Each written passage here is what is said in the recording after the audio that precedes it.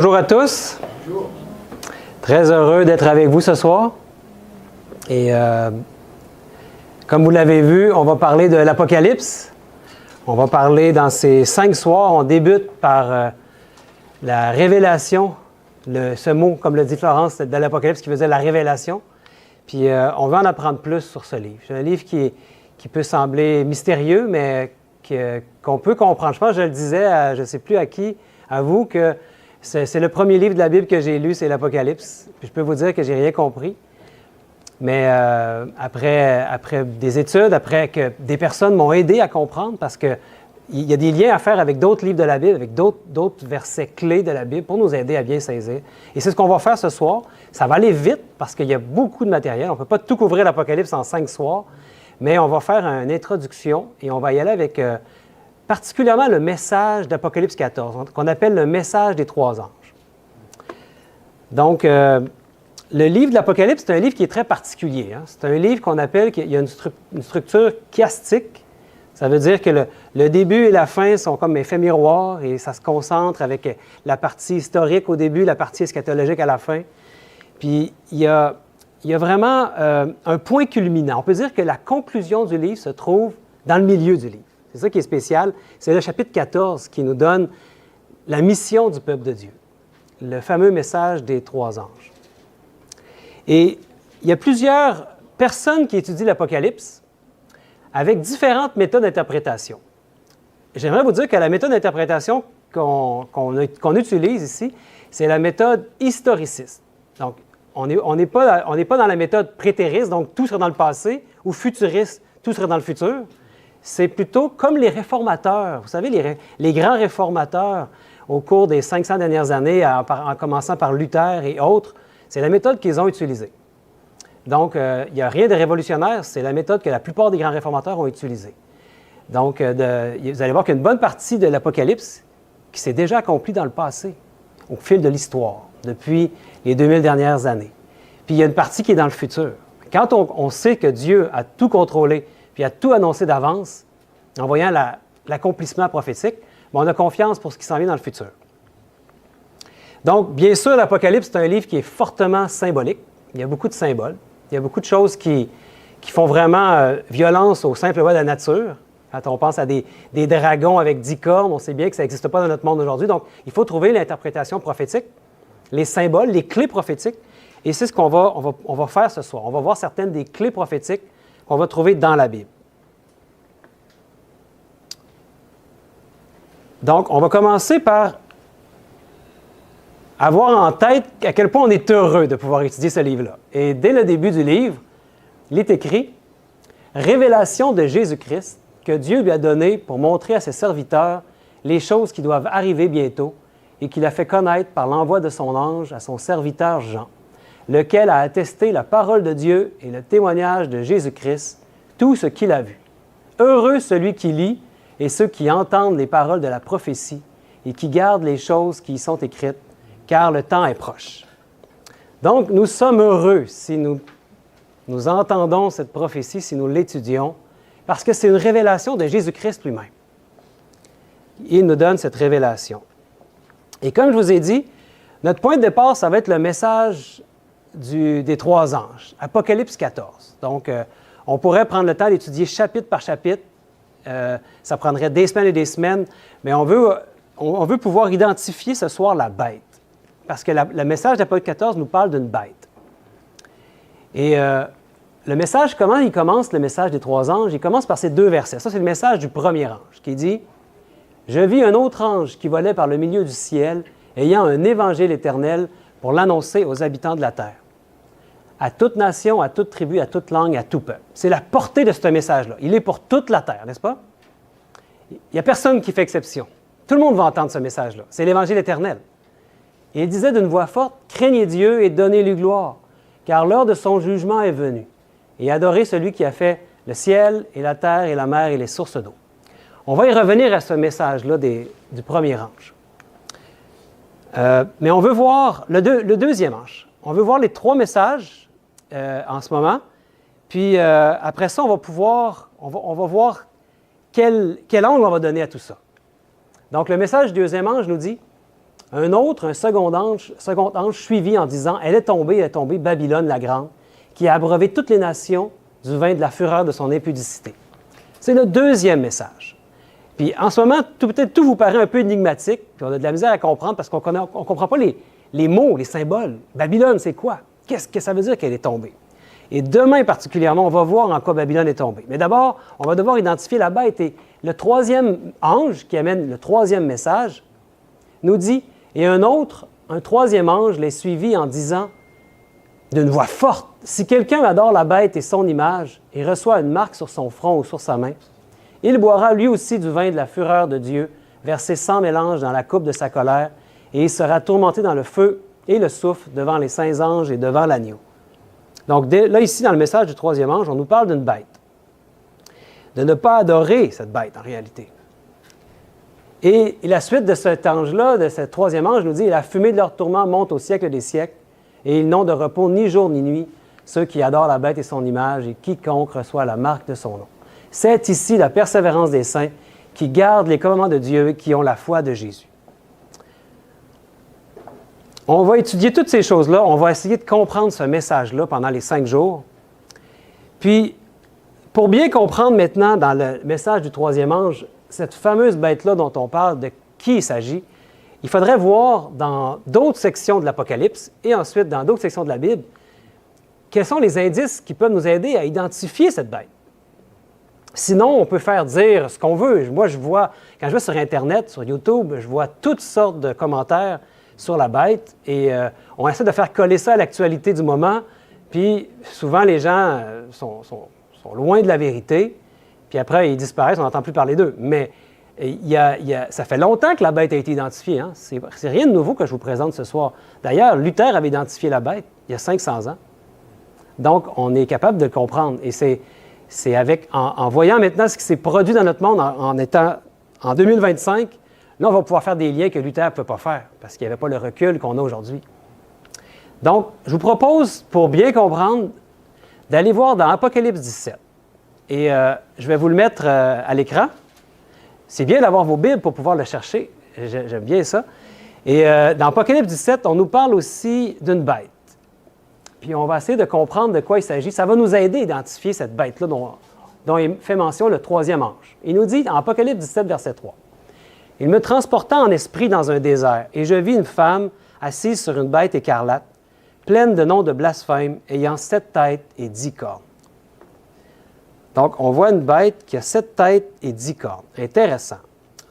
On veut comprendre qui est cette bête, et Apocalypse 17 nous en parle. Puis un peu plus loin, remarquez bien, ce n'est pas pour rien qu'il nous dit 7 têtes et 10 cornes. Ce soir, on va comprendre qui sont ces 7 têtes et c'est quoi les 10 cornes. Puis on va voir qu'est-ce que la Bible nous révèle à ce sujet-là. Et ensuite, au verset 7 et 8, il est écrit, « Et l'ange me dit, pourquoi t'étonnes-tu? Je te dirai le mystère de la femme et de la bête qui la porte, qui a les 7 têtes et les 10 cornes. » Je suis désolé, il y a le projecteur qui fait apparaître à chaque quelques secondes. Je ne sais pas comment l'arrêter, mais je pense qu'on va quand même pouvoir le tolérer ce soir en espérant que demain on puisse régler ça. Donc, il est dit le mystère. Il veut comprendre le mystère de la bête qui a 7 têtes et 10 cornes. Comme nous, on veut comprendre. Hein? Le verset suivant nous dit, « La bête que tu as vue était, et elle n'est plus. Elle doit monter de l'abîme et aller à la perdition. Et les habitants de la terre, ceux dont le nom n'a pas été écrit dès la fondation du monde dans le livre de vie, s'étonneront en voyant la bête, parce qu'elle était et qu'elle n'est plus et qu'elle reparaîtra. » Ça semble difficile à comprendre, très énigmatique, une bête qui était, qui n'est plus, puis qui va réapparaître. Puis il y en a qui ont dessiné la bête un peu de cette manière-là. Elle n'est pas très belle, la bête, hein? Mais il y a une symbolique à comprendre. C'est très bien que ça n'existe pas une bête comme ça dans notre monde d'aujourd'hui. Donc, qu'est-ce que ça veut dire au niveau, qu'est-ce que la Bible veut nous enseigner? Vous savez, si la Bible nous avait donné les noms des personnes à la fin ou des systèmes en question, pensez-vous que la Bible se serait rendue jusqu'à nous? Il y en a qui seraient fait en sorte que la Bible disparaisse, parce que ça aurait identifié. Donc Dieu, dans sa sagesse, son intelligence infinie, a fait en sorte de nous donner des symboles pour qu'on puisse justement utiliser notre intelligence qu'il nous a donnée pour comprendre. Puis c'est justement ce qu'il nous dit au verset suivant. C'est ici l'intelligence, il y a de la sagesse. Les 7 têtes sont 7 montagnes sur lesquelles la femme est assise. Ce sont aussi 7 rois. Oh, on vient de comprendre maintenant. Déjà, on apprend que les 7 têtes, c'est 7 rois. 5 sont tombés, un existe, l'autre n'est pas encore venu, et quand il sera venu, il doit rester peu de temps. Oh, là, ça se complique, hein? Je vous ai dit que la partie d'avant était mystérieuse, mais là, on dirait que c'est encore plus intriguant. Et au verset 11, il nous est dit, « Et la bête qui était et qui n'est plus est elle-même un 8e roi. Et elle est du nombre des 7. Et elle va à la perdition. Les 10 cornes que tu as vues sont 10 rois qui n'ont pas encore reçu de royaume, mais qui reçoivent autorité comme roi pendant 1 heure avec la bête. Ils ont un même dessein et ils donnent leur puissance et leur autorité à la bête. » 7 têtes, c'est 7 rois. C'est ce qu'on découvre jusqu'à maintenant. Puis ça nous dit qu'il y a 8 rois, en fait, mais que le 8e est l'un des 7. C'est bien ça que vous lisez? Donc, en identifiant les 7 rois, bien, on va identifier la bête parce qu'elle est elle-même le 8e roi. Donc, on va faire un petit résumé pour voir ce qu'il dit ici, parce que c'est comme, on dirait comme une énigme que Dieu veut qu'on puisse comprendre et déchiffrer. Il nous dit que 5 rois sont déjà tombés, qu'un roi existe, puis qu'un roi n'est pas encore venu, puis que le 8e roi est un roi qui est du nombre des 7. C'est un roi qui revient. Donc, les rois, ce sont des royaumes, en fait, des empires mondiaux, qui ont dominé ou qui vont dominer le monde. Donc, ce soir, ce qu'on voudrait faire, c'est de compléter ce tableau. Les 5 rois qui sont tombés, un qui existe, un qui n'est pas encore venu, mais qui doit rester peu de temps, puis le 8e roi qui est du nombre des 7. On va pouvoir voir quels sont ces royaumes-là qui ont été dans le monde, à quelle période de temps, puis ça va de plus en plus se rapprocher jusqu'à nous. Pour bien déchiffrer cette énigme que Dieu nous donne, on va avoir besoin d'aller dans l'Apocalypse, dans d'autres chapitres, comme le chapitre 13. On va avoir besoin aussi d'aller dans Daniel, particulièrement le chapitre 7. On va passer beaucoup de temps au chapitre 7 de Daniel qui va vraiment nous éclairer. Puis il y a le chapitre 8 aussi de Daniel qui est très intéressant. Donc, commençons par Apocalypse 13 pour comprendre de quoi il s'agit. Là, ce qu'on sait jusqu'à maintenant, c'est que c'est une bête qui a 7 têtes et 10 cornes. Et l'Apocalypse 13 nous parle aussi de cette même bête-là. Allons voir. Apocalypse 13, versets 1 à 5. « Et il se tint sur la sable de la mer. Puis, je vis monter de la mer une bête qui avait 10 cornes et 7 têtes. » Il n'y a pas de hasard, mes amis, là. On nous parle de la même bête ici, n'est-ce pas? « Et sur ses cornes, 10 diadèmes. Et sur ses têtes, des noms de blasphème. La bête que je vis était semblable à un léopard. Ses pieds étaient comme ceux d'un ours, et sa gueule comme une gueule de lion. Le dragon lui donna sa puissance et son trône et une grande autorité. Et je vis l'une de ses têtes comme blessée à mort. Mais sa blessure mortelle fut guérie. Et toute la terre était dans l'admiration derrière la bête. Et ils adorèrent le dragon parce qu'il avait donné l'autorité à la bête. Ils adorèrent la bête en disant « Qui est semblable à la bête et qui peut combattre contre elle? » Et il lui fut donné une bouche qui proférait des paroles arrogantes et des blasphèmes. Et il lui fut donné le pouvoir d'agir pendant 42 mois. Beaucoup d'informations ici. Puis vous avez vu qu'on parle de la même bête, mais là on apprend que cette bête-là, il voit qu'elle est comme un amalgame de différents animaux, n'est-ce pas? Les animaux, je les ai soulignés, le léopard, le lion et l'ours. Puis il y a aussi le dragon qui donne sa puissance. Vous savez qui est le dragon, hein? Je pense que si vous avez moindrement étudié la Bible ou l'Apocalypse, particulièrement au chapitre 12, on découvre que le dragon, c'est le diable. C'est Satan lui-même. On voit ça au chapitre 12 de l'Apocalypse. Puis, sans s'en rendre compte, il se trouve à adorer, quand il adore la bête, à adorer le dragon, parce que c'est lui qui est derrière la bête. Cette période-là ici, retenez-la bien. Je vous dis 42 mois. Gardez ça en tête, parce que dans quelques minutes, dans Daniel, on va revoir la même période et vous allez faire le lien avec cette période-là de 42 mois, que à ce moment-là, je vais vous montrer c'est quoi. Pour l'instant, on veut comprendre de quoi il s'agit, parce que là, on nous parle de 3 animaux ici. Puis, je vous l'ai dit, la Bible s'interprète par elle-même. Il y a des clés pour comprendre, puis ça, c'en est une ici. Ces animaux-là, Dieu ne les a pas mis là par hasard. Il y a une raison pourquoi il nous parle de ces 3 bêtes-là, ces trois animaux-là.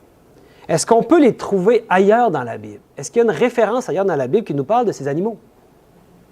C'est là qu'on va aller voir dans le livre de Daniel, au chapitre 7.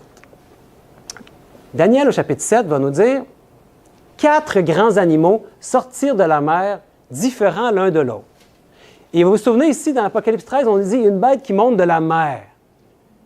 Ce n'est pas pour rien non plus la mer. On va voir pourquoi. Ici, bien, il y a 4 animaux qui sortent de la mer. Qu'est-ce que ça représente, la mer? En fait, la mer, c'est beaucoup d'eau, n'est-ce pas? Beaucoup d'eau. Et il y a un texte dans la Bible qui nous donne la clé pour comprendre qu'est-ce que ça veut dire, la bête qui monte de la mer. Et ça se trouve dans le même livre d'Apocalypse. C'est au chapitre 17, le verset 15. Il est écrit, « Et il me dit, les eaux que tu as vues, sur lesquelles la prostituée est assise, ce sont des peuples, des foules, des nations et des langues. » Intéressant, vous ne trouvez pas? On apprend que c'est un endroit qui est peuplé. Donc, cette bête-là va sortir de là où sont les peuples. À quelle époque? C'est ce qu'on va vouloir comprendre.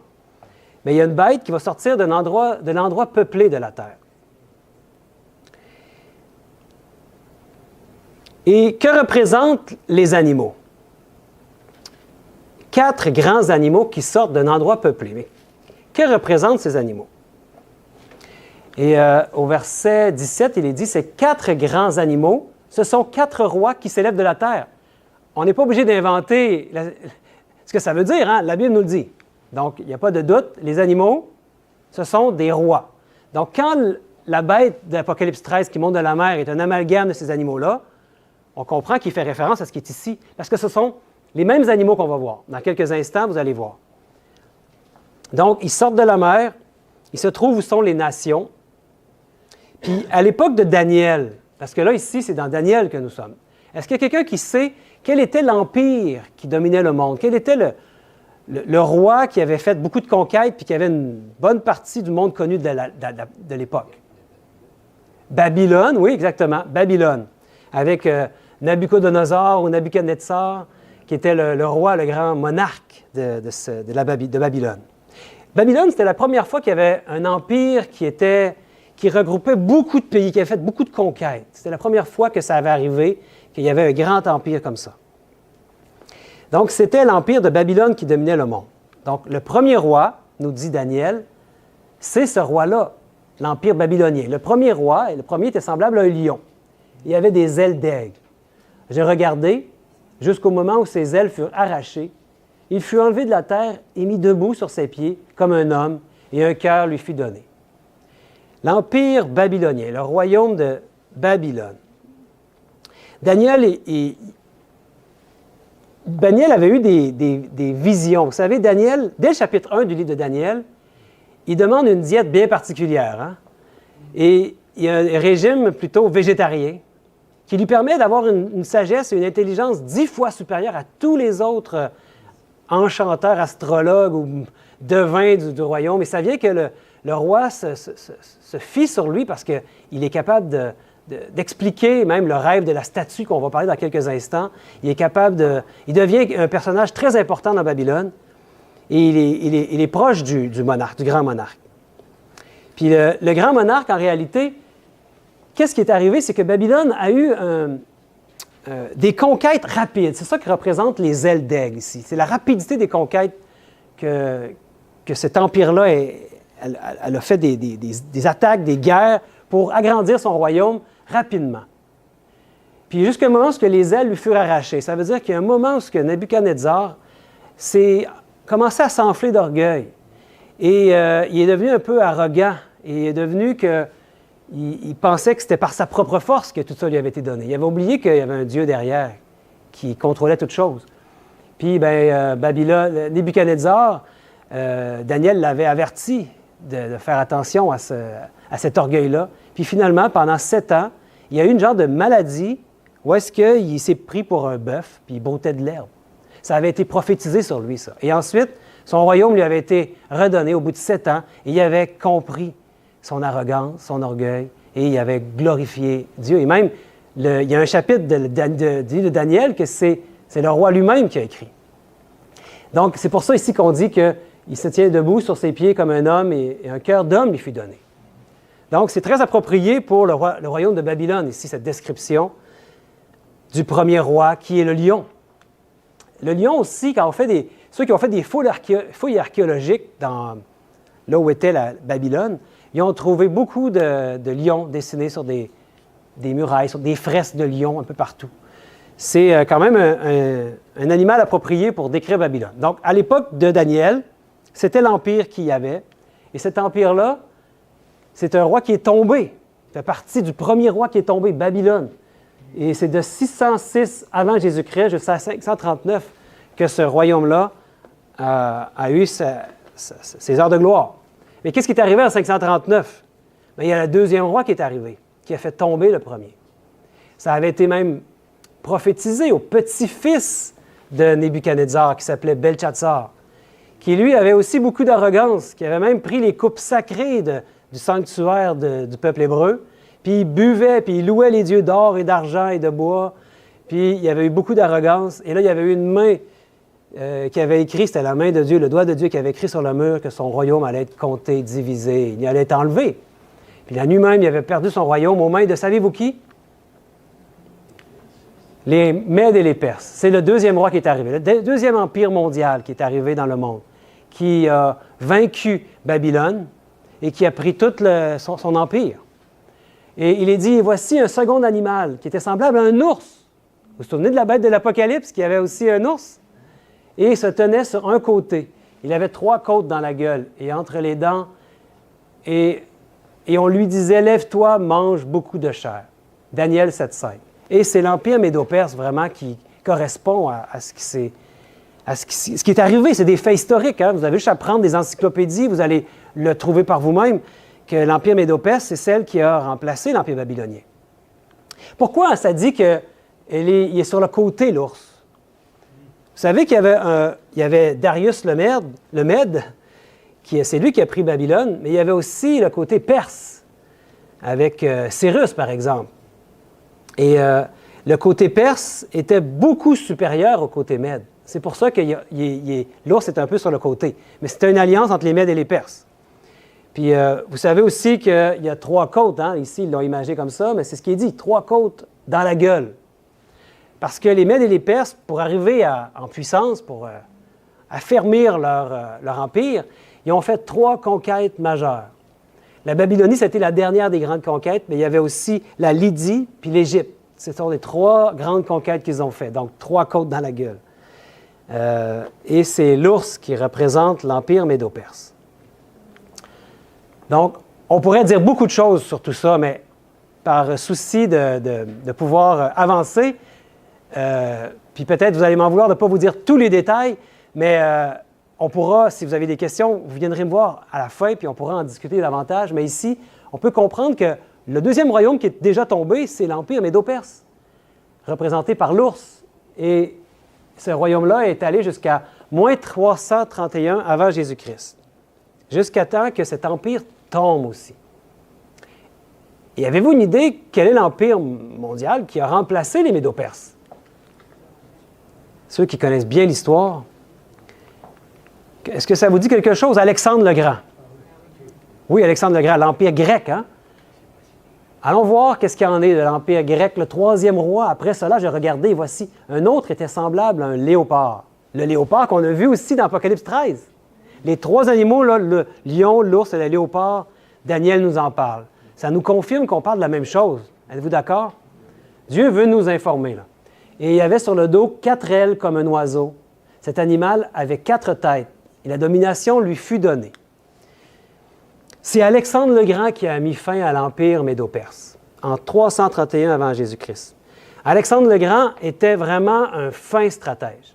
Il était jeune, mais il était vraiment doué pour l'art militaire. Et il y avait des stratégies étonnantes. Il est mort jeune, hein, à 32 ans seulement. Et pourquoi ici il y a 4 têtes? C'est parce que, étant donné qu'il est mort très jeune, après avoir fait toutes ses conquêtes, et on voit encore hein, des ailes sur son dos représentant la rapidité à laquelle l'Empire grec a détrôné les Médo-Perses. Et ce qui s'est produit, c'est que, étant donné qu'il est mort jeune, comme je le disais, il y a 4 de ces généraux qui se sont séparés l'Empire. Et il y avait des guerres, il y avait des chicanes. En fait, Alexandre n'avait pas d'héritier. En tout cas, celui qui avait, il est mort. Et c'est ces 4 généraux qui se sont séparés l'Empire. C'est pour ça qu'il y a 4 têtes. Il n'y avait pas seulement un roi comme les autres, mais il y en avait 4. Et ces 4 généraux, c'est Cassandre, Ptolémée, Lysimaque et Séleucus. Peut-être vous avez déjà entendu ces noms-là. Mais ce sont les quatre têtes ici. Et là, vous avez vu que jusqu'à maintenant, il y avait seulement une tête, les bêtes, hein, les 2 premières. Ici, il y en a 4. Donc là, la bête de l'Apocalypse, elle avait combien de têtes, elle? 7, hein? Et 10 cornes. Jusqu'à maintenant, on arrive à 6 têtes. Il en manque une. Il y avait une tête pour le roi de Babylone, une tête pour les Médo-Perses. Là, il y en a 4 ici. Donc, on peut additionner, ça fait 6 têtes. Vous me suivez? Pas de cornes jusqu'à date. Donc, on peut continuer à remplir notre tableau, parce qu'on voudrait le remplir au complet ce soir. Et les Grecs ont eu un empire qui est allé jusqu'à l'an 168 avant Jésus-Christ. Intéressant. Donc, quand même, une bonne période de temps, mais les empires ne durent jamais toujours. Hein?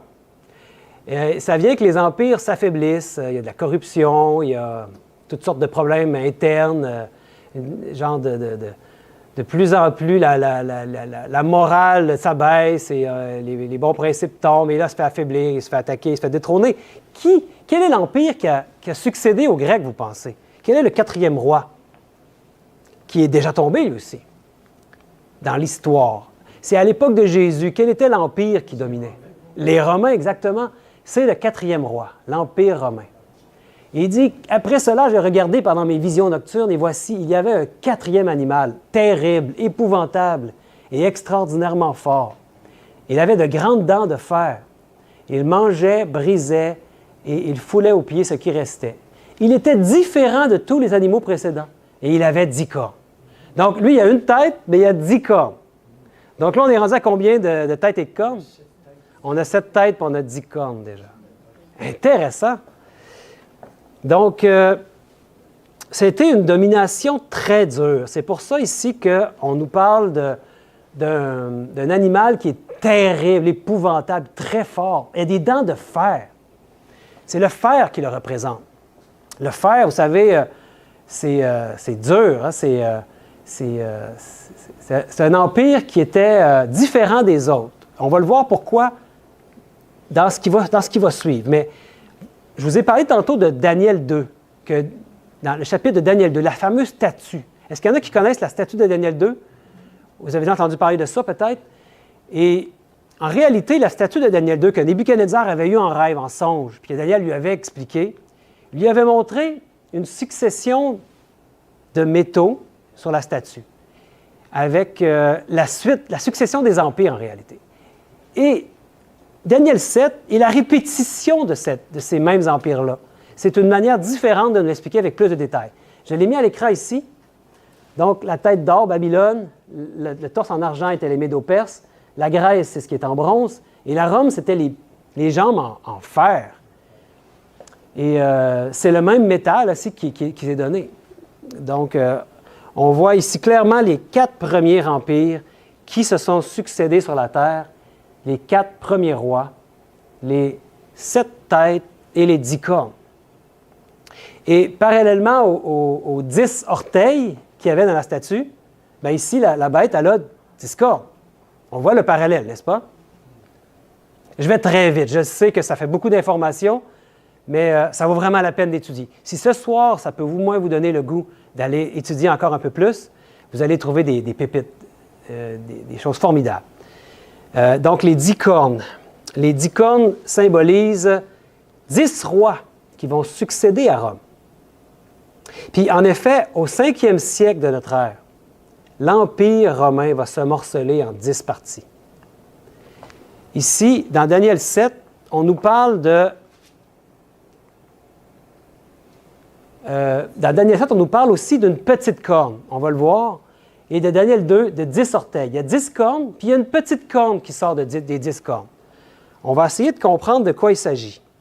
Mais il faut savoir que l'Empire romain s'est fait morceler de plus en plus, que l'Empire romain a duré vraiment longtemps, hein, Ici, je ne sais pas si je l'ai mis, non pas encore, mais c'est un empire qui a duré longtemps et qui, je l'ai mis ici, 476, et c'est un empire qui est devenu, ça affaiblit de plus en plus parce que les mœurs étaient de plus en plus débridées dans Rome. Et ils n'étaient plus sur leur garde, ils n'étaient plus aussi forts qu'avant. Et là, il y a des tribus du Nord, surtout, qui sont venues affaiblir, morceler, attaquer Rome, qui était à Rome, où est l'Italie.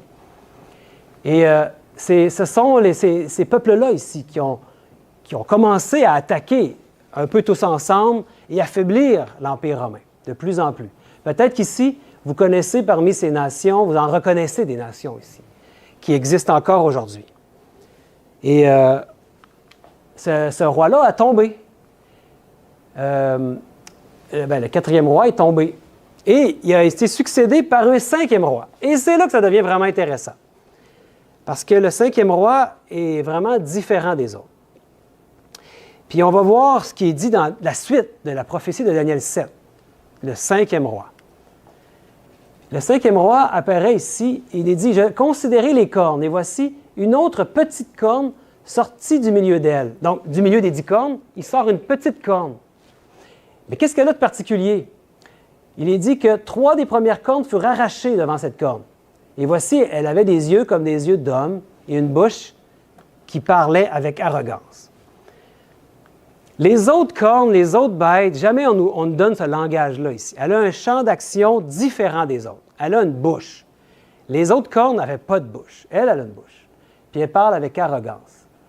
Puis un indice très puissant, c'est que la petite corne, pour qu'on puisse l'identifier, quand elle va arriver en force, elle va en faire tomber combien d'autres cornes? 3 cornes vont tomber, vont être arrachées devant cette corne. Donc, quand elle va arriver en force, il y en a 3 autres nations qui vont tomber, parmi les nations d'Europe. Et, en effet, l'histoire nous apprend qu'il y a une puissance qui est apparue en Europe, qui a anéanti 3 des tribus des peuples barbares, qu'on appelait des peuples barbares, mais c'était parce que c'était considéré comme des païens.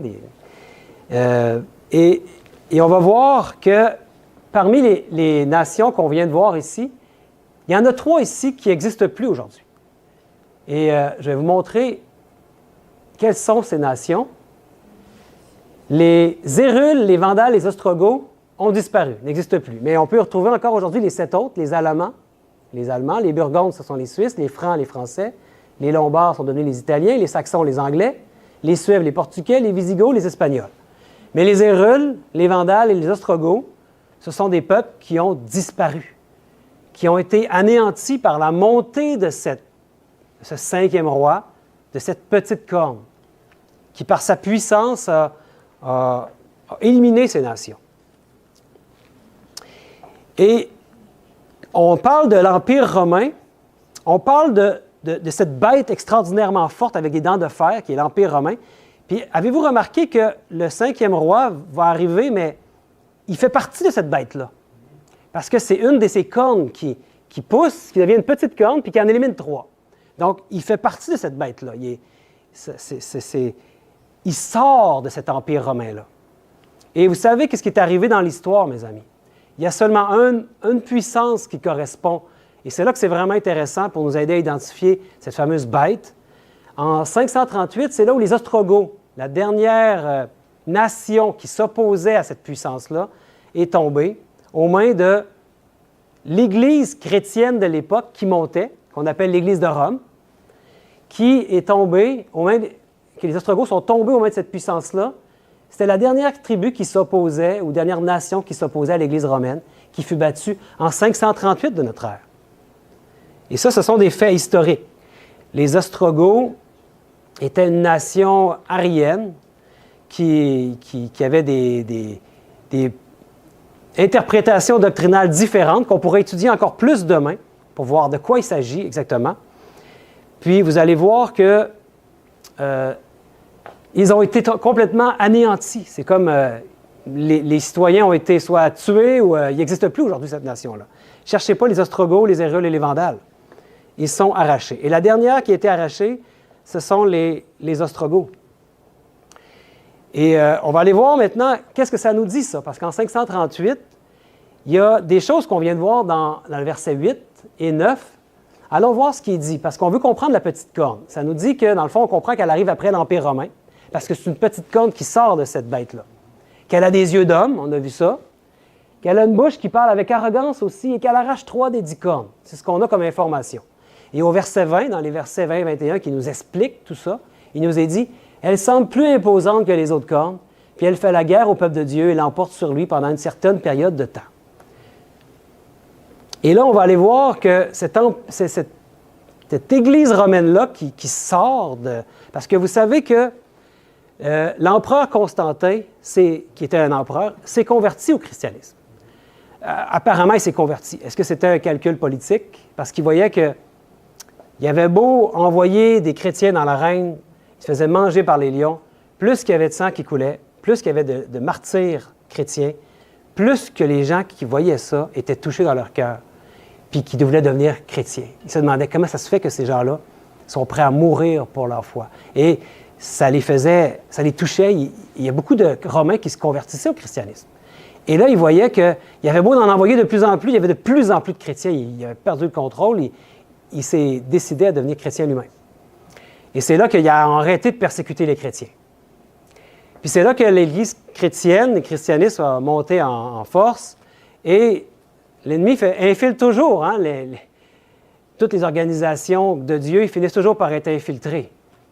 Et c'est là qu'à un moment donné, la petite corne a monté en puissance, et on va voir comment ça se fait qu'elle fait la guerre aux saints.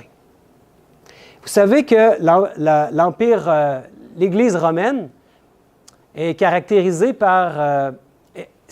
on parle de roi, mais comment ça se fait qu'on parle d'un roi pour caractériser le leader de l'Église romaine? Vous savez que l'évêque de Rome est devenu le pape. Aujourd'hui, on l'appelle le pape.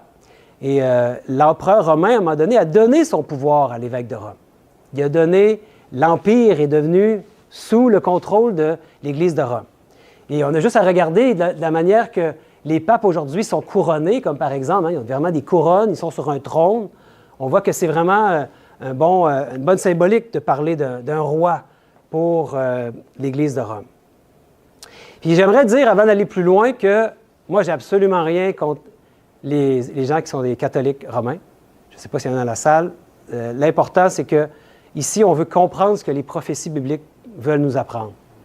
Ma mère était catholique, ma sœur est catholique, j'ai aucun problème, j'aime beaucoup les catholiques, mais on veut comprendre c'est quoi le système dont la Bible nous fait mention. Parce qu'à un moment donné, la Bible va nous dire de sortir de ce système-là. Donc, ce sont des faits historiques qu'on regarde. C'est indéniable. L'Empire romain s'est transformé et a donné son pouvoir à l'Église catholique romaine, qui a dominé les nations d'Europe, parce que c'était le monde connu de l'époque. C'était les nations d'Europe. Et ce système papal-là, c'est lui qui est problématique. Ce n'est pas les individus. Donc, je ferme la parenthèse. Et dans Daniel 7, on continue à avoir des informations sur cette petite corne. Allons voir ce qui est dit au verset 24 et 26. Il est dit « Les 10 cornes, ce sont 10 rois qui s'élèveront de ce royaume. Un autre s'élèvera après eux. Il sera différent des premiers et il abaissera 3 rois. » On a déjà vu ça. Il prononcera des paroles contre le Très-Haut. Il opprimera les saints du Très-Haut et il espérera changer les temps et la loi. Et les saints seront livrés entre ses mains pendant un temps, des temps et la moitié d'un temps. Oh, ici c'est intéressant, on a une période de temps. Puis viendra le jugement et on lui ôtera sa domination qui sera détruite et anéantie pour jamais. Donc on a la fin de l'histoire pour cette bête-là, mais il y a un temps où est-ce qu'elle va opérer, où elle va sévir, où elle va persécuter les saints.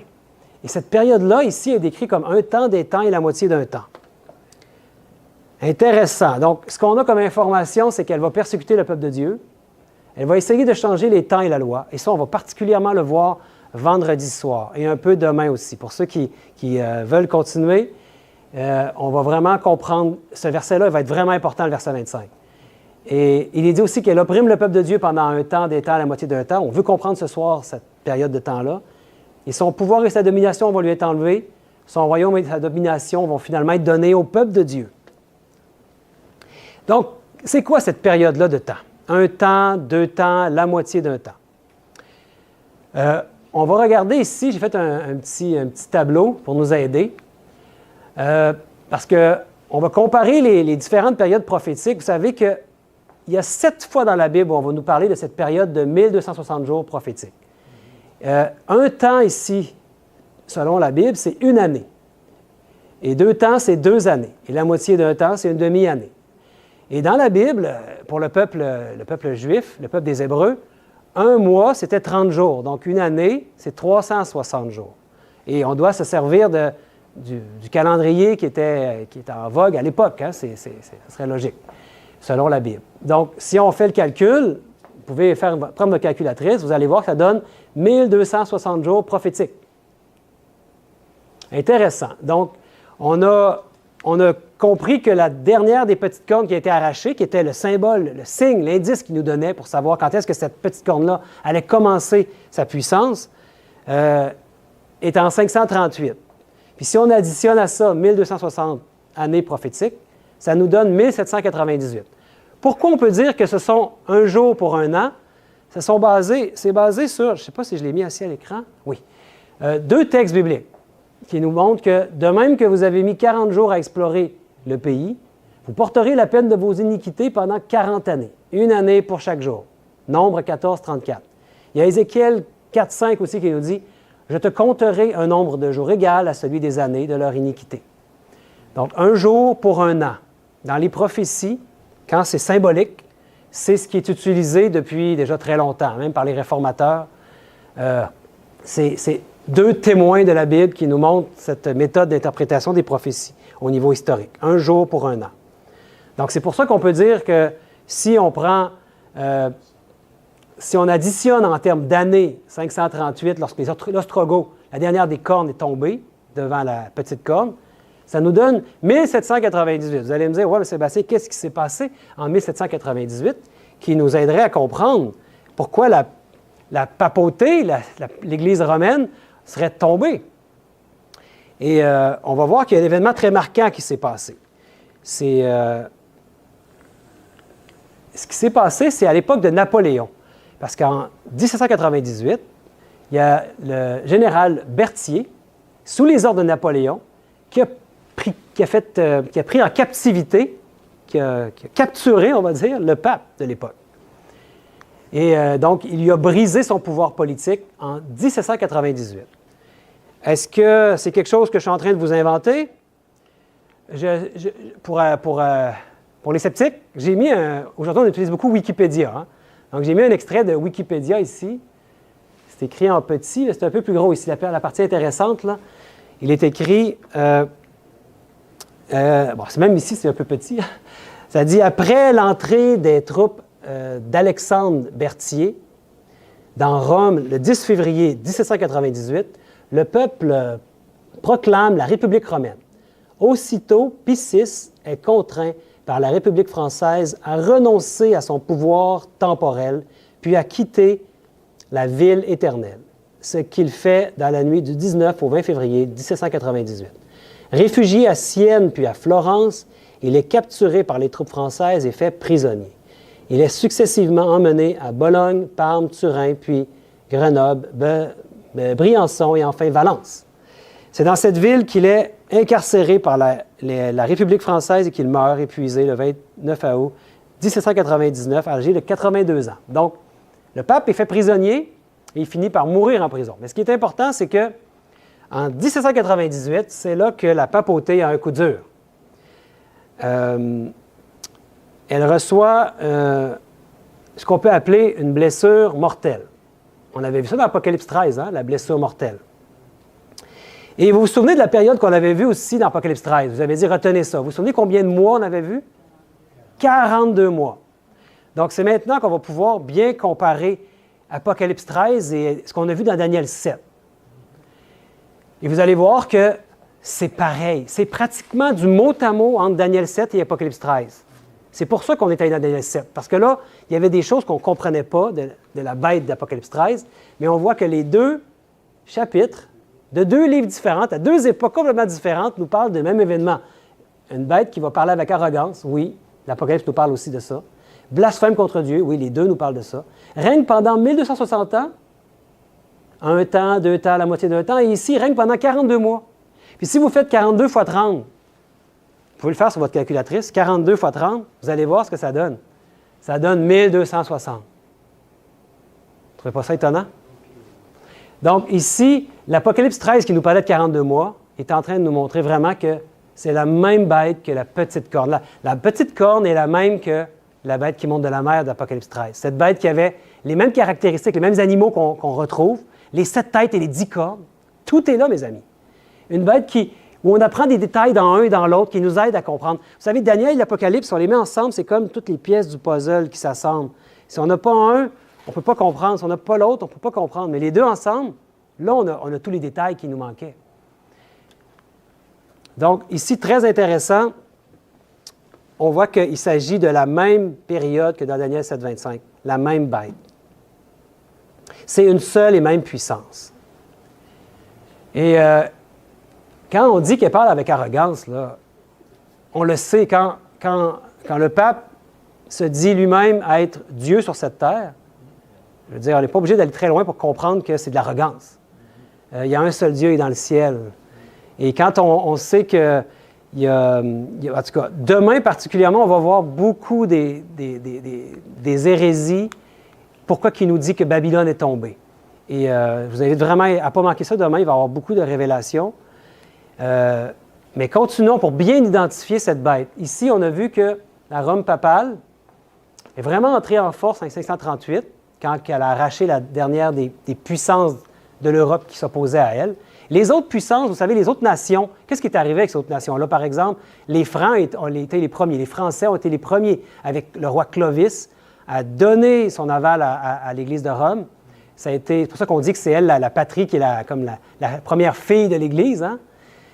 Parce qu'ils ont été vraiment très importants. Le roi Clovis s'est fait baptiser, sa femme était catholique, et ils ont aidé au niveau militaire à éliminer les nations qui s'opposaient à Rome.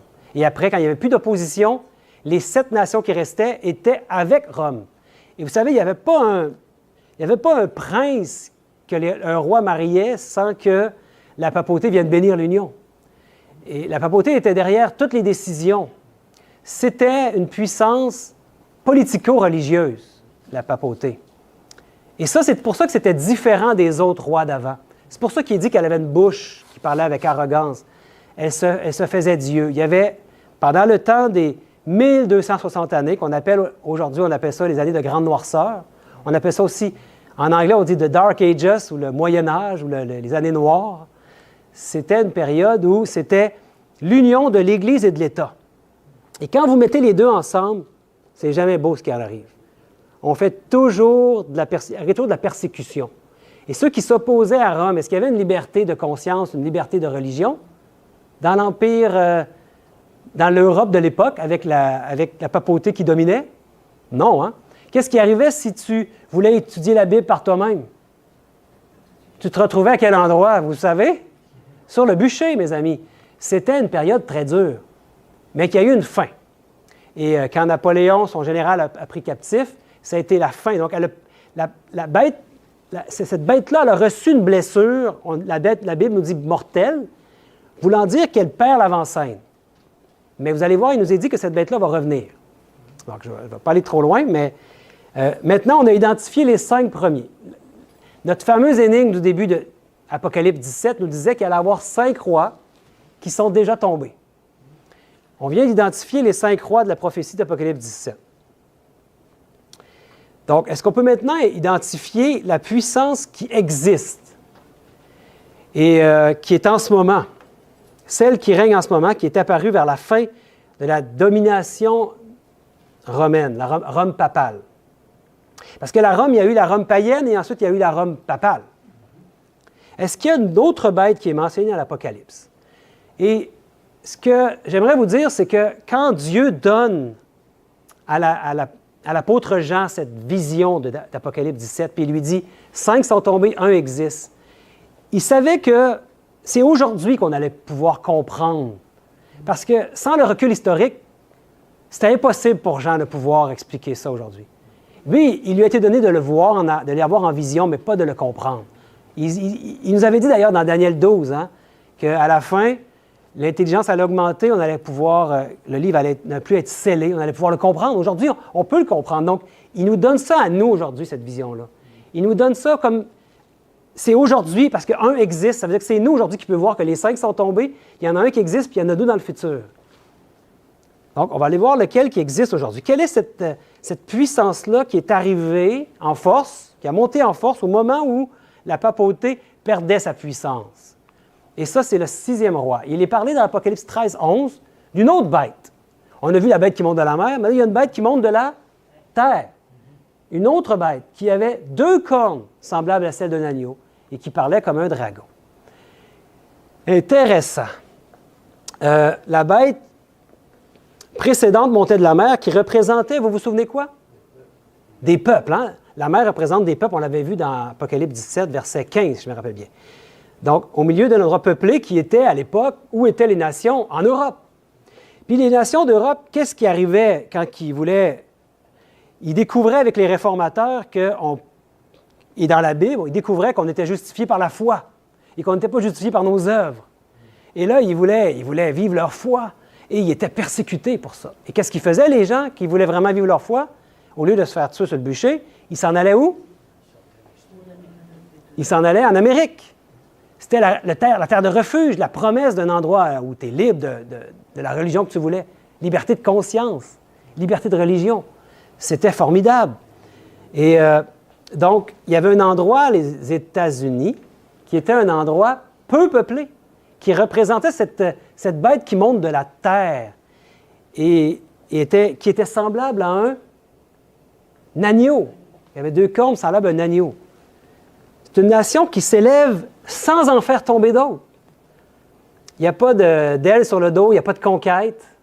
C'est une nation différente des autres. Elle monte en force, elle n'en fait pas tomber d'autres, puis elle est basée sur des principes de liberté civile et religieuse.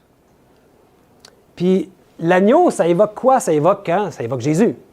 La pureté, la douceur, la paix.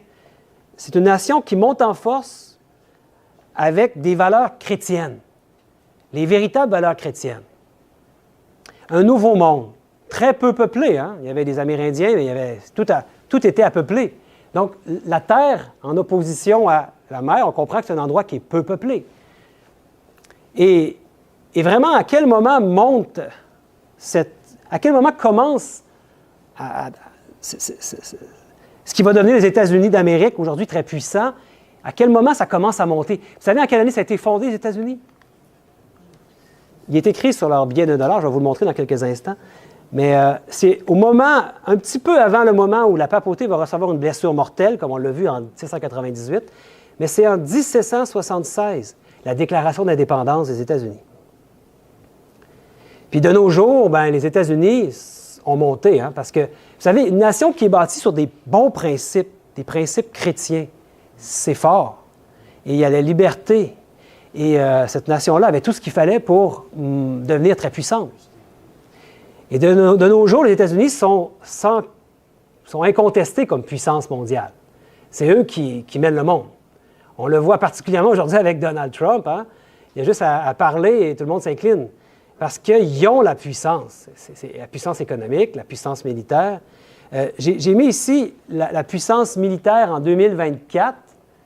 Je veux dire, est-ce que quelqu'un peut leur tenir tête? 997 milliards, les dépenses annuelles des États-Unis. La Chine, qui monte, mais 313 milliards, sont quand même loin derrière.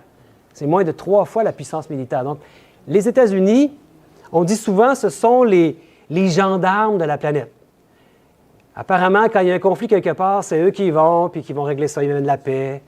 Mais en réalité, ils amènent la paix, mais ils agrandissent leur empire de plus en plus, parce que tous les endroits où ils sont allés, est-ce que ça va vraiment mieux dans ces pays-là, où ils ont mis des bases militaires américaines et ils sont...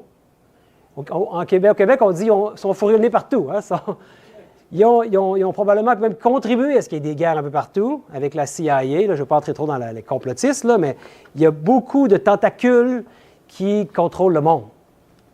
Donc, c'est un État qui est fondé sur des bons principes. Quand ça a monté en force, il y avait des bons principes de séparation des pouvoirs, de l'Église et de l'État. Et ça, c'était à la base même, avec Thomas Jefferson. Il avait amené des bons principes que l'Église ne peut pas dicter à l'État quoi faire. Et le contraire non plus. Je veux dire, c'est une séparation entre ces deux pouvoirs-là.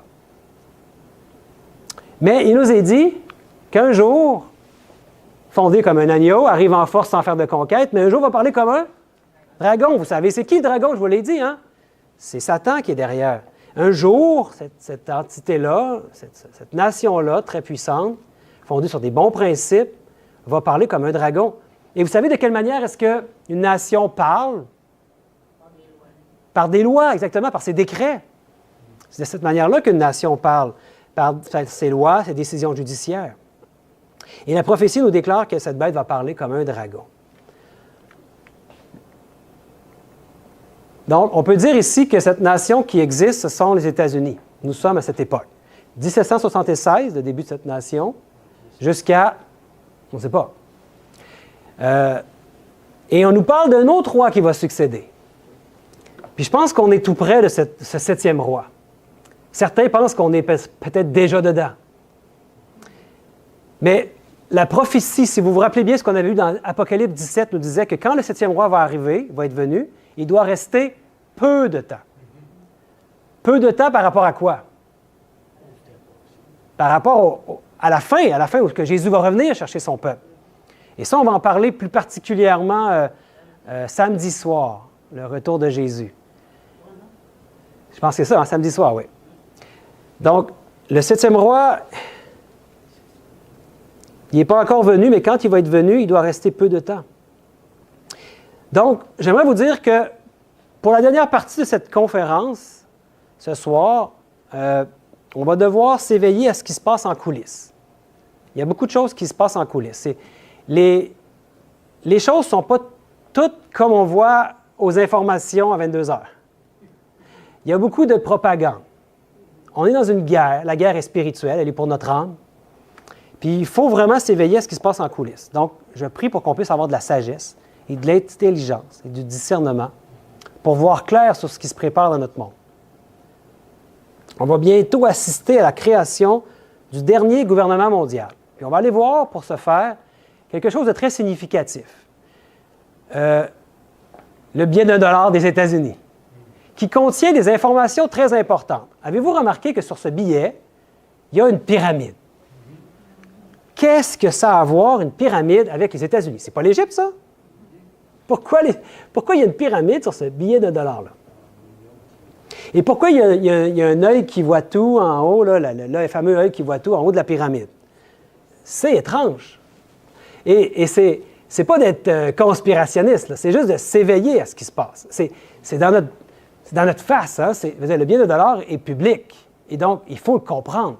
Qu'est-ce qu'ils en disent, ceux qui font le billet de $? Ça fait longtemps qu'il existe. Vous savez, au Canada, le billet de $1 a disparu. Hein? Vous savez pourquoi? Ils l'ont remplacé parce que ça n'était pas rentable d'imprimer des billets qui ont une durée de vie très courte comparé à des pièces de métal. Hein? Et donc, aux États-Unis, pourquoi ils ne l'ont pas enlevé? Pourquoi ils ne vont jamais l'enlever? C'est parce que ce billet-là contient le grand sceau des États-Unis. Ici. C'est écrit ici. Je vais vous le mettre en plus gros.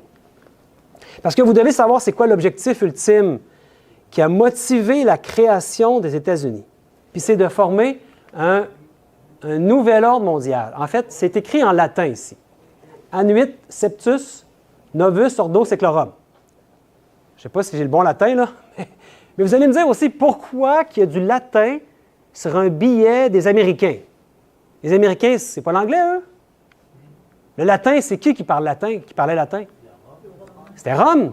Et l'Empire, et l'Église romaine qui en est sortie. Ouais, mon père me disait que quand il était jeune, il allait à l'Église, c'était des messes en latin. On ne comprenait rien, mais il fallait y aller, c'était un dur moment à passer. Hein? Mais c'était ça. Et ici, c'est écrit, je ne sais pas si vous avez à lire, là, « The Great Seal », ça veut dire « le grand sceau ». Le grand sceau. Et on a ici ce que ça veut dire, Annuit Septus, ça veut dire « Annonçons la création, ou notre entreprise sera couronnée de succès, nouvel ordre mondial ». C'est écrit sur le grand sceau. Novus Ordo Seclorum, ça veut dire un nouvel ordre séculier ou d'autres disent un nouvel ordre mondial. C'est écrit sur leur billet. Et c'est intéressant parce que les États-Unis ont déclaré leur indépendance sur l'Angleterre en 1776. C'est d'ailleurs écrit ici en lettres romaines. Et aussi, intéressant parce que c'est la même année où est arrivée la création des Illuminati, une secte qui a infiltré la franc-maçonnerie, dans la même année que la création des États-Unis. C'est fort, hein? Donc, on se dit, c'est le grand saut de qui? Des États-Unis ou de... Est-ce que c'est les francs-maçons et les Illuminati qui sont derrière? On se pose la question. Surtout quand on voit qu'il n'y a rien qui est pour rien. Il y a des symboliques qui sont là pour une raison. Pourquoi il y a 13 étages à cette pyramide avant d'arriver à... Bien, vous savez que la secte des Illuminati est composée par 13 familles. Les 13 familles Illuminati. Vous allez peut-être reconnaître les Rockefeller, les Rothschild, les Rockefeller qui ont donné une grande parcelle de terrain dans la ville de New York pour construire ce qui est devenu les Nations Unies. Les Nations Unies, un genre de début de gouvernement mondial. Les Rothschild, qui sont les grands banquiers de la planète, qui qui possèdent même la plupart des banques centrales du monde. On pense que la Banque centrale du Canada est contrôlée par les Canadiens ou est possédée par les Canadiens, mais non, c'est les Rothschild. Même chose pour la Banque centrale américaine, c'est les Rothschild qui sont derrière.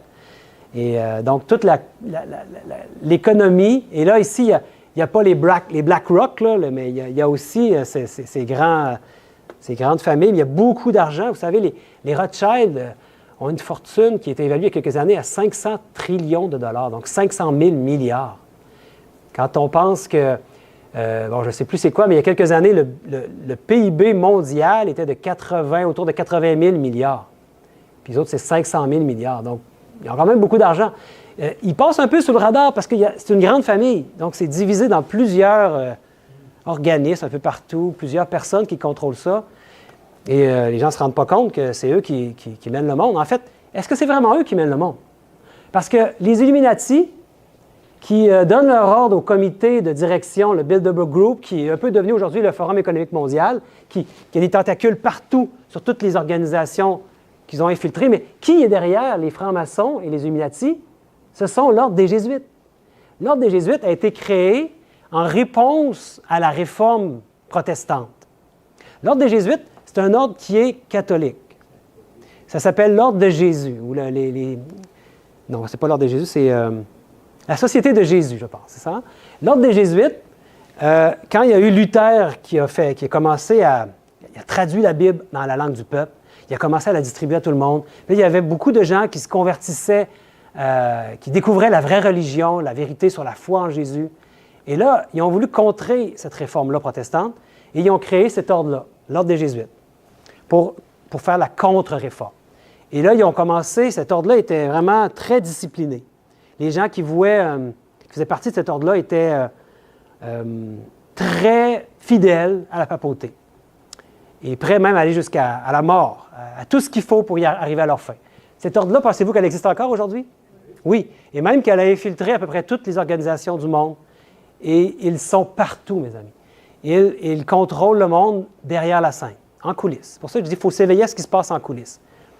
Et il y a des écoles jésuites, la plupart des présidents ont eu des influences jésuites, etc. Et francs-maçons.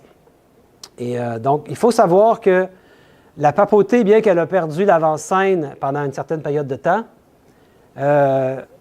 par sa blessure mortelle, elle est quand même demeurée derrière la scène très active. Même pour influencer les plus hautes sphères du gouvernement. Et ici, je vais mettre un exemple de ça. Peut-être vous connaissez le cardinal de New York, Timothy Dolan, qui est pris en photo ici avec les deux côtés, la gauche et la droite, Clinton et Trump, à l'époque où ils se bataillaient pour la Maison-Blanche, hein, des adversaires politiques. Mais en réalité, au centre, on voit c'est qui mène. Hein.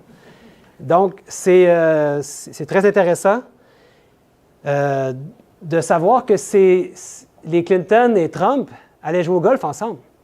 C'est-à-dire, c'était des amis. Puis un jour, ils deviennent des ennemis. Donc, on peut vraiment se poser des questions. Comme je vous ai dit, est-ce que c'est beaucoup de la propagande, ce qu'on voit dans les informations, ce qu'on nous présente, ou est-ce qu'en réalité, il y a un agenda derrière et ce sont des marionnettes qui vont faire ce qu'on va leur dire, hein? Et qui sont contrôlées par des puissances beaucoup plus fortes qu'eux, qui sont au-dessus d'eux. Et quand on voit que Timothy Dolan, c'est lui qui a prononcé la prière lors de l'investiture de Donald Trump, la dernière investiture qui a eu lieu le 20 janvier 2025, c'est lui qui a fait la prière d'inauguration. Donc, c'est très intéressant. Et vous savez que Rockefeller, avant qu'il meure, dans son livre, avait dit la chose suivante, un milliardaire franc-maçon. Je l'ai traduit ici en français. « Nous arrivons vers l'émergence d'une transformation globale. Tout ce dont nous avons besoin, c'est de la crise majeure et le peuple acceptera le nouvel ordre mondial. » Donc, ce n'est pas quelque chose de caché. Ils veulent arriver à faire un nouvel ordre mondial. Ils veulent arriver à leur fin. Et celui qui était le président avant Trump, Biden, avait dit à l'époque quel était leur but. Il avait dit, hein, la tâche que nous avons devant nous est de créer un nouvel ordre mondial. Et le but du nouvel ordre mondial, c'est un leader mondial, un gouvernement mondial, une monnaie mondiale et une religion mondiale, qui va devoir inévitablement devenir une religion de compromis. Parce qu'il y a tellement aujourd'hui, ne serait-ce que dans le christianisme, de dénominations, il va y avoir des compromis à faire. On ne pourra pas tous avoir, hein? Et donc, il va falloir que ça plaise à tout le monde, mais il y en a qui vont est-ce que la vérité va être bien servie par ça, par une religion mondiale, une religion de compromis? Et donc, est-ce qu'on est déjà dans un nouvel ordre mondial? Bon, moi, je pense qu'on n'est pas encore tout à fait, mais il y a des signes qui nous montrent qu'on est proche. Vous avez juste, mes amis, à penser à ce qui s'est passé pendant la pandémie. Pendant la pandémie, qui est-ce qui donnait les directives aux pays? Est-ce que les pays décidaient par eux-mêmes? Ou il y avait une organisation de non-élus qui décidait, l'OMS, l'Organisation mondiale de la santé, qui donnait les règles et chacun suivait. Il y avait des traités qui avaient été écrits, chacun avait voté ça dans son pays, mais ils avaient donné leur souveraineté en quelque sorte à l'OMS pour dire on a besoin de. C'est vous qui allez nous donner les règles. Et ils suivaient, et tout le monde suivait. Il y a aussi d'autres organismes mondiaux comme la Banque mondiale. On parle du Forum économique mondial. Il y a beaucoup d'organismes comme ça qui nous montrent que la tangente s'en va vers quelque chose un genre d'organisation mondiale, un genre de gouvernement mondial, peut-être avec les Nations unies. C'est dans le futur. Hein? Fait que, quand on parle du passé, il y a des faits historiques qui nous montrent que, oui, on peut vraiment dire les choses précisément. Mais quand c'est dans le futur, on doit toujours se garder une petite gêne parce que ça ne s'est pas produit encore. Donc, de quelle manière ça va se produire? On voit que ce qui est devant nous, c'est de plus en plus, on parle de l'identité numérique, de l'argent numérique. Où est-ce qu'il va y avoir, on ne pourra plus acheter ni vendre si on ne passe pas par le moyen qu'on nous donne. Donc, il y a une dérive totalitaire pour plusieurs pays qui s'est produite à ce moment-là. On peut le dire. Les pays se sont fait des petits dictateurs, chacun de leur côté, pour mettre en force des règles qui venaient des personnes qui étaient des non-élus. Pour une crise qui était discutable aujourd'hui. On voit bien que c'était plutôt une grippe que d'autres choses. Hein? Puis là, je ne veux pas entrer dans la polémique par rapport à ça. Ce n'était pas mon but ce soir. Mais quand on voit que quand les camionneurs ont fait des manifestations, les dirigeants de ça se sont fait bloquer leur compte en banque. C'est pas rien, mes amis. Ça veut dire qu'il y a des choses qui ont été testées. Jusqu'où on peut aller avec les peuples, il y a des choses qui s'en viennent de notre monde qui ne devraient pas nous étonner. Parce que déjà, ils ont de la pratique, ils ont commencé déjà à le faire. Donc, on peut dire que le 7e, qui n'est pas encore venu, mais qui va durer peu de temps, c'est quand il va y avoir ce nouvel ordre mondial. Un gouvernement qui veut le faire. Les États-Unis veulent créer ça. C'est eux qui vont le créer. Et en réalité, on va voir la suite d'Apocalypse 13. Parce que cette bête-là qui monte de la terre, il y a d'autres choses qui nous est dit dans Apocalypse 13. Il est dit, bon, on avait vu qu'elle montait de la terre, s'en va d'un agneau, puis elle allait parler comme un dragon, par ses lois, par ses décrets. Et ensuite, elle exerçait toute l'autorité de la première bête. Qui est qui?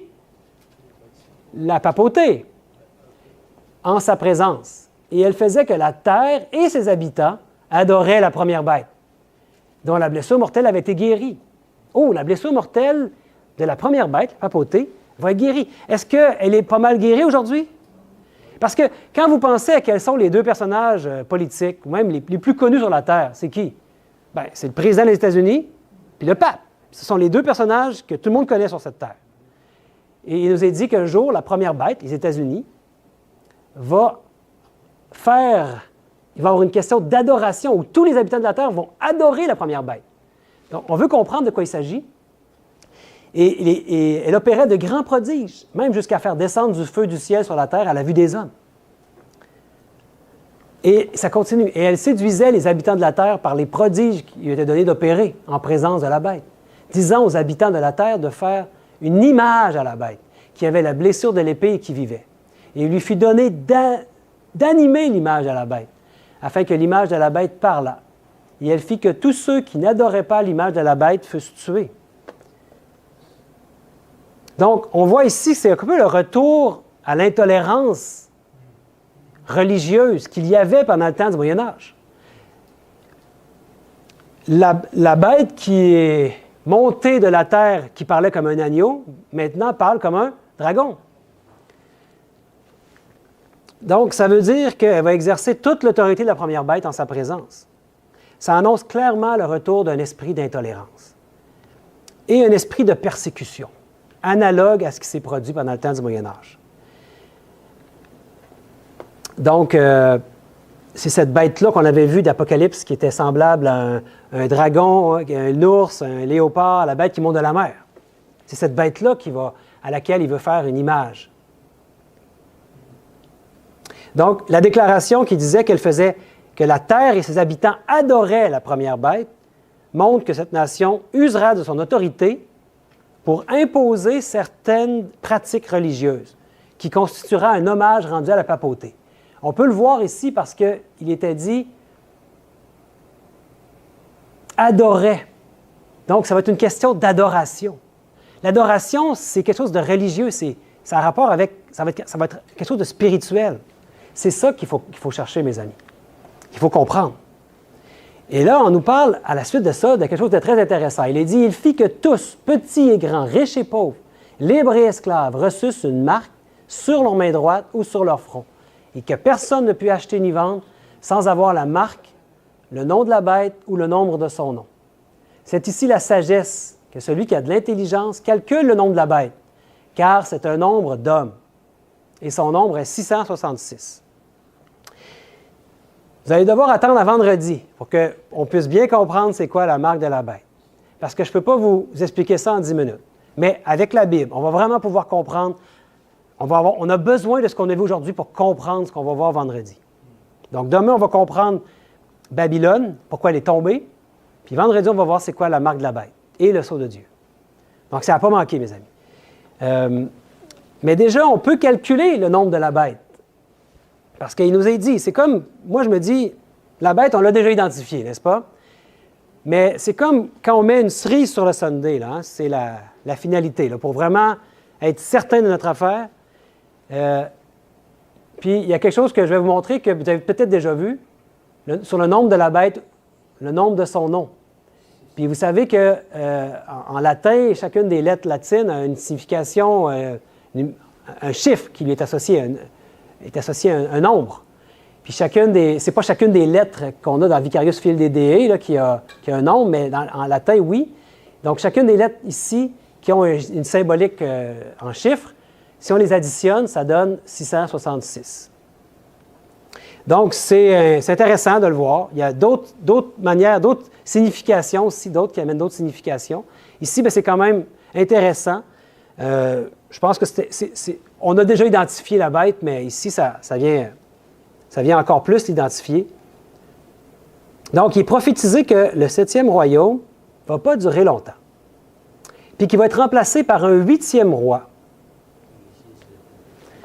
Et c'est ce qu'on avait vu, hein? La bête qui n'est plus, est elle-même un 8e roi. Et elle est du nombre des 7, et elle va à la perdition. C'est ce qu'on avait vu.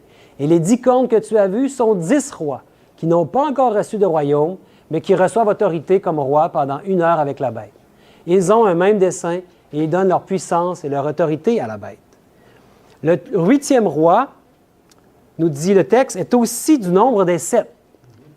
Et il s'agit de cette bête qui avait étonné Jean parce qu'elle avait reçu une blessure mortelle. On l'a identifiée ce soir. Cette blessure mortelle qui est maintenant guérie et qui va réapparaître comme le 8e roi. Et on comprend que la 5e bête, celle qui avait reçu la blessure mortelle, est cette bête qui réapparaît à la fin, qui est la papauté. Cette petite corne de Daniel 7 ou la bête qui monte de la mer d'Apocalypse 13, c'est la même entité. En réalité, la blessure mortelle qu'elle avait eue, elle ne voulait pas dire qu'elle était morte et qu'elle ne réapparaîtrait jamais, mais maintenant, elle est en train de regagner l'avant-scène. Puis on a juste à voir, quand un pape qui est élu, toute la terre surveille ça, même les nations qui ne sont pas chrétiennes, tout le monde, hein, parce que, vous savez, c'est spécial parce que cette Église-là, elle a chapitre, elle a le droit d'être au concert des nations, aux Nations Unies. Elle a un siège aux Nations Unies. Elle est même déclarée comme un pays.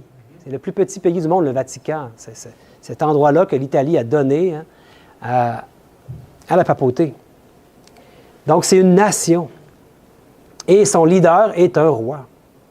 Puis ici, bien, il nous parle de 10 rois qui n'ont pas encore reçu de royaume. Donc là, on se projette un peu dans le futur, mais il nous a fait mention de ça ici. Il se pourrait bien que ce soit ce que les fameux, les élites, là, les clubs de Rome et tout ça ont décidé derrière la scène, en coulisses, que ce soit ce qui s'en vient pour notre monde, ce qui planifie comme les 10 régions de ce gouvernement mondial.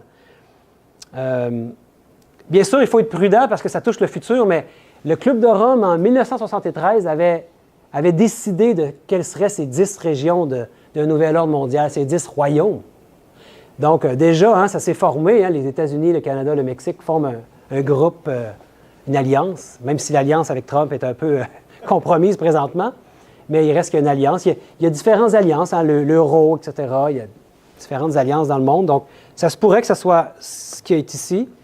Toujours sous toute réserve, hein, parce que ça c'est jamais... On est dans le futur. Là. Mais il y a quelque chose dans le futur qui s'en vient, et on sait que la papauté, le 8e roi, va revenir. Et les États-Unis vont faire une image à la bête.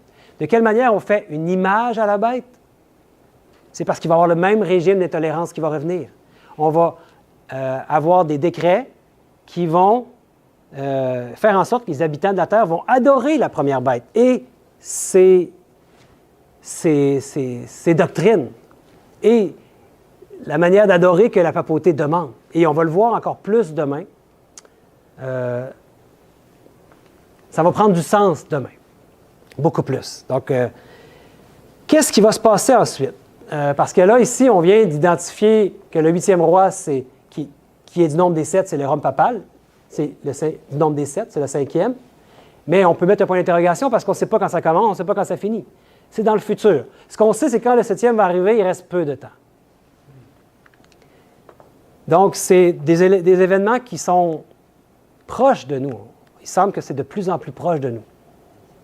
On ne peut pas spéculer et dire c'est dans tant d'années ou pas avant tant d'années. On n'a aucune idée. Mais Jésus nous a donné des signes. Et on veut voir quelques signes avant de se quitter aujourd'hui. Parce que dans la prophétie d'Apocalypse 17, on veut voir comment ça va se terminer. Parce que ça se termine bien pour le peuple de Dieu. Parce que c'est dit, ils combattront contre l'agneau et l'agneau les vaincra. Et l'agneau, c'est Jésus. Parce qu'il est le Seigneur des Seigneurs et le Roi des Rois. Donc, il y a plein de rois qui se succèdent sur la terre. Mais il y en a un qui est le Roi des Rois, c'est Jésus-Christ. Et les appelés, les élus et les fidèles qui sont avec lui les vaincront aussi. Par le sang de l'agneau. Donc, c'est Jésus qui va venir mettre un terme à toute cette folie de Satan. L'agneau de Dieu triomphera et son peuple fidèle sera victorieux avec lui. Je pense qu'on peut dire Amen. Et ils auront finalement triomphé en laissant le caractère de l'agneau être reproduit en eux. C'est ce que le monde a besoin de voir aujourd'hui. Le caractère de Jésus reproduit dans un peuple. Fini toutes les intrigues, tous les secrets. Fini les mensonges et les meurtres. On va entrer enfin dans le royaume d'amour éternel que Dieu a préparé pour son peuple. Un royaume éternel, il est dit, tu as fait d'eux un royaume et des sacrificateurs pour notre Dieu, et ils régneront sur la terre. Il est dit aussi, le 7e ange sonna de la trompette, il y eut dans le ciel de fortes voix qui disaient, Le royaume du monde est remis à notre Seigneur et à son Christ, et il régnera au siècle des siècles.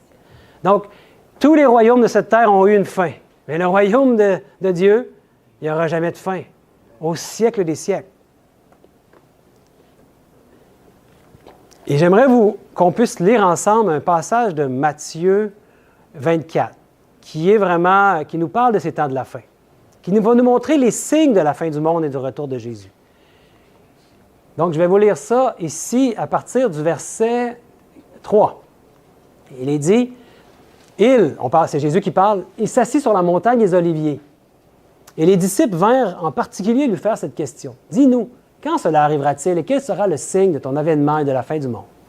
Et Jésus leur répondit, prenez garde que personne ne vous séduise. Ce qu'on a vu aujourd'hui, il y a beaucoup de séduction, beaucoup de fausses croyances. On doit détricoter tout ça, mes amis. On doit savoir, c'est quoi l'enseignement de Dieu, ses doctrines à lui, ses vérités. Parce que l'ennemi a des vérités qu'il va vouloir que tout le monde adore comme lui. Adore la bête. Et on ne veut pas être séduit par ça. Jésus nous a mis en garde, car plusieurs viendront sous mon nom disant, c'est moi qui suis le Christ. Et ils séduiront beaucoup de gens. Vous entendrez parler de guerre et de bruit de guerre. Est-ce qu'on entend parler de ça aujourd'hui? Énormément. Gardez-vous d'être troublés, car il faut que ces choses arrivent. On en est avertis. Mais ce ne sera pas encore la fin. Une nation s'élèvera contre une nation et un royaume contre un royaume. Et il y aura en divers lieux des famines et des tremblements de terre. Tout cela ne sera que le commencement des douleurs. Alors on vous livrera au tourment et on vous fera mourir et vous serez haïs de toutes les nations à cause de mon nom. Alors aussi plusieurs succomberont et ils se trahiront, se haïront les uns les autres. Plusieurs faux prophètes s'élèveront et ils séduiront beaucoup de gens. Et parce que l'iniquité se sera accrue, la charité du plus grand nombre se refroidira. Plusieurs vont venir en son nom, et s'ils viennent en son nom, mais que ce n'est pas avec les Saintes Écritures, mes amis, c'est un bon indice que ce n'est pas en harmonie avec ce que Dieu veut qu'on puisse avoir comme information. Il est dit, à la loi et au témoignage, si on ne parle pas ici, il n'y aura pas d'aurore pour le peuple. La loi et le témoignage, ça veut dire la Bible, les Saintes Écritures. Et Jésus poursuit en finissant comme ça, il dit, mais celui qui persévérera jusqu'à la fin sera sauvé. Cette bonne nouvelle du royaume sera prêchée dans le monde entier pour servir de témoignage à toutes les nations. Alors viendra la fin. La terre au complet va être éclairée d'un évangile éternel. Et c'est ce qu'on va voir dans les prochains jours. Puis, n'oubliez jamais que Jésus, il a vaincu le monde. Il dit, je vous ai dit ces choses afin que vous ayez la paix en moi. Vous aurez des tribulations dans le monde, mais prenez courage, j'ai vaincu le monde. On peut avoir confiance, mes amis, qu'on n'a rien à craindre, parce que Jésus a déjà eu toutes les victoires pour nous. Puis il a déjà vaincu le monde. Il reste la conclusion de l'histoire de l'humanité. Les derniers événements de cette terre, où il veut que son peuple puisse prendre confiance en lui et être fidèle à lui. Et avoir aucun doute que, comme il a promis, il va être avec nous tous les jours jusqu'à la fin du monde. Il a promis qu'il ne nous laisserait jamais seuls, et qu'on n'avait rien à craindre. Parce qu'il nous dit, la crainte n'est pas dans l'amour, mais l'amour parfait bannit la crainte. Car la crainte suppose un châtiment, et celui qui craint n'est pas parfait dans l'amour. Donc, puis sur nous de ne pas faire de cauchemars cette nuit avec les bêtes qu'on a étudiées. C'est des symboles que Dieu veut qu'on puisse avoir. Je pense que ce soir, on peut dire qu'on a identifié cette bête qui monte de la mer, la bête de l'Apocalypse, qui est la même que la petite corne, qui agit pendant un certain nombre de périodes de temps, qui va revenir à la fin. Puis, en ayant en tête maintenant qui est cette bête, vous êtes d'accord qu'on va pouvoir identifier la marque de la bête. Parce que la marque de la bête, on ne peut pas décider c'est quoi, ça doit être sa marque, son autorité à elle, en opposition à la marque de Dieu. Donc, ça, c'est vendredi qu'on va l'étudier. Puis demain, on va parler de cette Babylone, Babylone la Grande. Vous allez voir le lien avec la bête. Et vous allez voir pourquoi on peut dire que Babylone, elle est tombée. Ça fait déjà longtemps qu'elle est tombée. Et on ne voudrait pas tomber avec elle. Il y a un appel qui est fait au peuple de Dieu de ne pas tomber avec Babylone. Donc, on va demander à Dieu de nous remplir de son amour parfait. Son amour parfait, vous savez, c'est l'agapé. C'est pour ça que nous, on s'appelle l'Église agapée. C'est basé sur ce mot-là, qu'on n'a pas en français, mais c'est un mot grec, qui veut dire l'amour inconditionnel de Dieu. Un amour qui est prêt à se donner pour l'autre sans rien attendre en retour. Un amour qui ne cherche pas son intérêt. Donc, c'est l'amour que Dieu veut mettre en nous. Puis si on nous laisser transformer par cet amour-là, et qu'il puisse reproduire le caractère de son Fils, le Fils de Dieu, Jésus-Christ, son caractère reproduit en nous. C'est ce que le monde a besoin de voir et c'est ce que l'univers au complet attend, la révélation des fils et des filles de Dieu. Est-ce que vous voudriez prier avec moi pour terminer et demander que son amour puisse être reproduit en nous? Bon Père éternel, merci de nous avoir permis ce soir librement de pouvoir avoir cette étude. Peut-être que dans un avenir proche, on n'aura plus cette liberté, mais qu'on puisse en profiter pour pouvoir faire un plan pour être là à tous les soirs, pour découvrir ensemble, dans les Saintes Écritures, mon Dieu, ce que tu veux nous révéler, dans ce livre qui va devenir de moins en moins mystérieux de l'Apocalypse. Mon Père, tu veux parler à notre cœur, tu veux nous transformer, tu veux qu'on puisse être comme ton Fils Jésus. Reproduis son caractère en nous, bon Père. Je t'en prie. Et fais qu'il n'y ait aucune crainte en nous. Parce que tu as tout en ton contrôle. Comme on l'a vu ce soir, tu as tout annoncé d'avance. Donc, il n'y a pas de surprise pour toi de ce qui se passe dans le monde. Tu nous l'as annoncé d'avance pour qu'on puisse s'y préparer, qu'on puisse surtout en avertir d'autres autour de nous, et qu'on puisse devenir des instruments puissants pour toi. Je t'en prie, bon Père, bénis chacune des personnes qui sont ici, et fais que demain, il y ait d'autres personnes qui puissent se joindre à nous. Pour ta gloire, bon Père, je t'en prie, au nom et par les mérites de Jésus. Amen.